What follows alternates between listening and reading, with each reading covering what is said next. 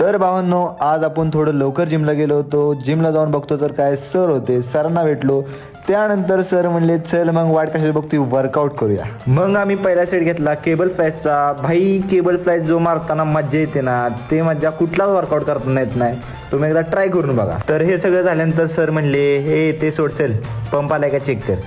Pump आलेला check करून सरांनी पण त्यांचा पहिला सेट मारून घेतला. त्यानंतर आपल्याला आज आपला प्रतीक दादा भेटला. भाई दादाची असली बॉडी आहे ना, बघा तुम्हीच. दादाची जर बॉडी बघून झाली असली तर थोडं इकडे पण या. आज आपण मारला होता 70 LBSचा पहिला सेट, आणि हा सेट मारत असताना मला एक ना एक रेप फील होत होता. त्यानंतर थोडा पंप चेक केला. पंप चेक केल्यानंतर सर लगेच म्हणले परत एकटा फ्लेक्सिंग करतोय. त्यानंतर मग सरांसोबत थोडी पोजिंग केली. पोजिंग करून झाल्यानंतर परत आपण जिममध्ये आलो आणि थोडं पाणी पिलं.